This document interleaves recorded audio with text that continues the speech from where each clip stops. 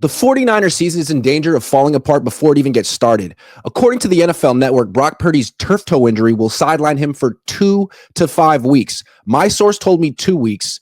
Rappaport's source tells him 2 to 5 weeks, and he says definitely he won't play against the Saints or the Cardinals. There's a chance he'll come back week 4 against the Jaguars. So definitely not the next 2 weeks. He could miss the Jaguars game, the Rams game, and the Bucks game. The sense I get is the Niners will be as cautious as they can with Brock Purdy. They would probably love to sit him for 5 weeks, but that would require Mac Jones and the rest of the team to win some games. If the Niners lose the next 2 games, I wouldn't be surprised if Brock and the Niners rush him back out there against the Jaguars if he can move at all. But again, I think they're hoping that they don't have to do that. But the problem for the Niners is it's not just going to be Purdy missing the next few weeks. Kittle's also going to miss the next 4 games at least. And really, I have a tough time seeing him making his return in Tampa in a cross-country game. That's going to be tough that flight would be tough on the hamstring. So maybe the week after. So yeah, this is really dire straits for the 49ers. What can we expect? A lot now depends on Mac Jones.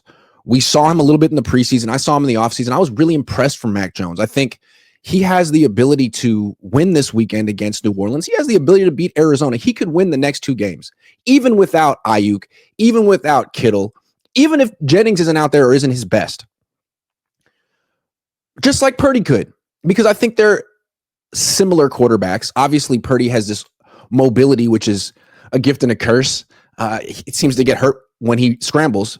Mac Jones doesn't have any of that, but he is very decisive, reads the field well, gets the ball out of his hands quicker than Brock.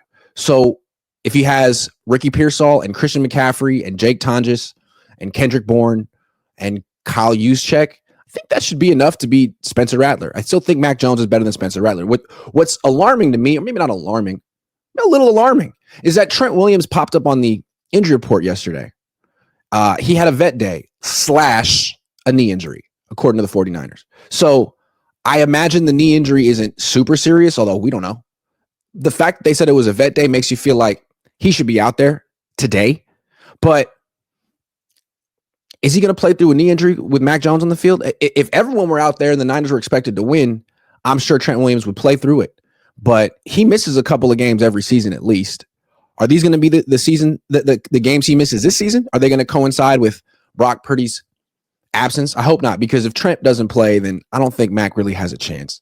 If Trent doesn't play, you can chalk up these next 2 games as losses. He's the most important player on the team, more important than Brock. Going from Trent Williams to Spencer Burford is much more of a downgrade than going from Brock Purdy to Mac Jones. So the Niners still have a chance as long as Trent plays. If he doesn't, good luck, Mac. For now, I'm assuming that Trent's going to play, and that's why I still feel like the Niners should beat New Orleans, even with Mac, because he has a really good connection with Ricky Pearsall. They've been playing together all offseason. He has a really good connection with Kendrick Bourne. They played together in New England. He has a good connection with Jake Tonjes. They've been playing together all offseason. So, and he gets to play with Christian McCaffrey, who is, the ultimate checkdown receiver. That could help. But we need to look big picture beyond just this upcoming game against the Saints. I think this injury to Brock Purdy raises some questions. 3, who's to blame here? Because he's getting hurt a lot. He got hurt twice last year. He got hurt week 1 this year. So he's gotten hurt 3 times in the last 7 starts. This one's going to knock him out for a few games. He got hurt in his rookie year. He got hurt in his second year, but didn't miss games, although he didn't finish the game against the Ravens. Seems like holds the ball a long time. He's a playmaker who's not that big. And when he gets tackled, not even hit, tackled, he gets hurt. So the first culprit you got to look at is the offensive line. Is the offensive line to blame? The Niners don't really invest in it. They have a future Hall of Fame left tackle who's declining, and they just extended their right tackle, Colton McKivitz, who they have to help every freaking snap with tight end or fullback or both. I mean, this guy gets a ton of help.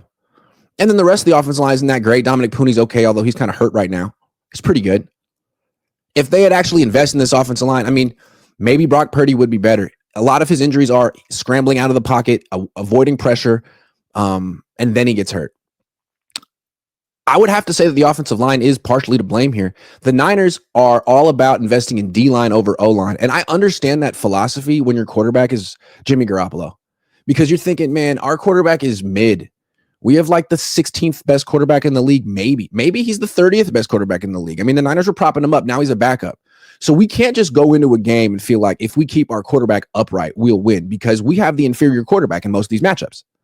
We're facing Aaron Rodgers. We're facing, whomever. Usually the Niners didn't have the better quarterback. So what they needed to do, the equalizer, was the D-line.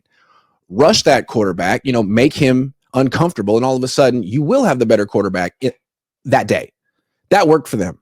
But now that you have Brock Purdy, who's better than Jimmy, supposedly. No, he is. You have Brock Purdy. You have the better quarterback on the field in most matchups. You had the better quarterback week 1.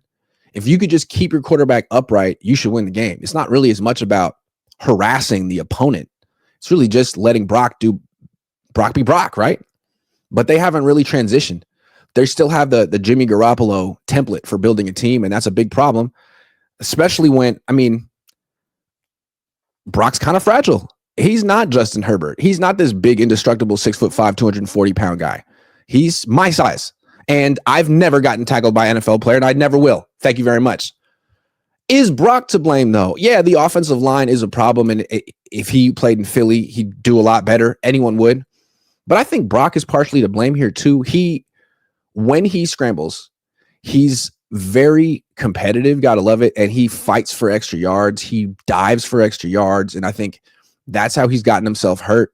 He did that in his first career start, the first drive against Tampa, laid out for a first down, hurt his rib, played through that for the next couple of weeks. Prize Picks will give you $50 when you play your first $5 lineup. Win or lose, you'll get $50 for playing. Use promo code Cohn, C-O-H-N, and download the app now. Then last year against Seattle, he dived, I think, for a touchdown, hurt his shoulder, missed a game or two. Then he did it again in this game. He was just scrambling to the sideline, and he got tackled. He could have slid, but he didn't. And I think that's on him. Like, you need to realize that you're on the smaller side. You hold the ball a long time. You're very important. And when you go down, the Niners season does too. So you got to learn to slide. Justin Herbert has. Kyler Murray has. Kyler Murray is a lot like Brock Purdy. He's a quicker, faster version of Brock. And if Kyler understands the need to slide, then Brock needs to figure it out too, because Kyler is just always one hit away from season-ending injury, just like Brock. He didn't even get hit hard in this game. He just got tackled routinely by the legs, and now he's out 5 weeks or 2. So, yeah, I think Brock Purdy's partially to blame. He is injury prone, and a lot of these injuries are him trying to do too much. And you love his playmaker mentality. He's a dog, he's a real competitor, but you got to be smart too. It's his 4th year, and these things keep happening. And then finally, Kyle Shanahan. Is Kyle Shanahan to blame? He has his own pattern here, right? Which quarterback that he's coached hasn't had a barrage of injuries, a constant stream of injuries? Brock is heading down that path. Jimmy Garoppolo had a bajillion injuries. Trey Lance had a bajillion injuries. Nick Mullins got pulverized. Brian Hoyer got pulverized. Robert Griffin III got broken. Matt Ryan stayed healthy for 2 years, but that was 2 years. And Kyle wasn't the head coach, and his dad wasn't the head coach. So I think at some point we got to look at Kyle and say, if you don't care about the quarterback position and you think it's replaceable and you think that his system is the star and you just want to invest in defense and weapons, then yeah, Kyle's the right coach, because it doesn't really matter if the quarterback keeps getting hurt. He'll just get the next backup quarterback and make him look like Brock Purdy. That's sort of his thing. He takes backup quarterbacks, late round picks, and makes them look like starters. He doesn't take guys like Trey Lance and make them look like superstars. He develops the backups into starters. So if you want that and just like 3 backups who are cheap, maybe you do want that, But the Niners paid Brock all this money. They seem to think he's super special and irreplaceable. And if you think he's irreplaceable, then maybe you need a coach who has a track record of protecting quarterbacks. Because Kyle will always say, like, it's bad luck. It's not my fault. What can I do? He didn't slide. What can I do? Well, I don't know. Maybe all I know is that Jim Harbaugh has Justin Herbert sliding, and Kyle Shanahan doesn't seem to have ever broached the subject with Brock Purdy. Maybe there are things beyond Kyle's system and playbook that another coach could implement on this team that would help keep Brock and other players healthy. Because every year the Niners fall apart, get injured quickly, And people are saying, well, when healthy, they're the best team in the league. When was the last time they were healthy? Years ago. And I think that's the issue with this team. Like, you can say whatever you want. When healthy, Brock Purdy, the interceptions don't matter. Sure. But if this team is injured every year, something is like fundamentally wrong here. And you can't just keep bringing them back as they get a year older and think this is the year they won't get hurt. And it's crazy as Brock isn't even old. Brock and Kittle both signed huge extensions this offseason. They were both hurt last year. Kittle played through the injuries. Brock didn't. And they both got extensions. The Niners were like, it's okay. They won't get hurt again. Everything's fine here. And they got hurt week 1. Maybe the Niners need to start like taking the information that's given to them and doing something about it. Brock Purdy showed you who he is last year. He's a guy who gets hurt.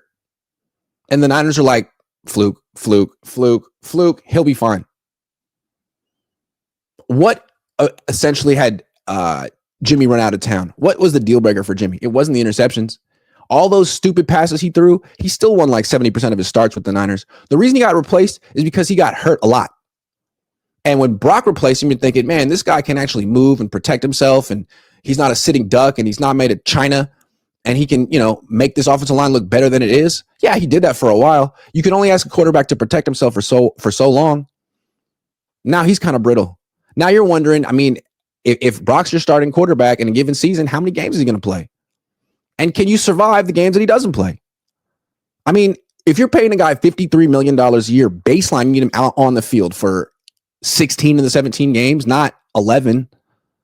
If you think about it, if he's only going to play 11 games, that's like paying him $70 million a year on a game per game basis, playing 2/3 of the season. This is not good news, but you know what? Don't worry, because the Niners have McCorkle Jones in the wings. McCorkle. Who?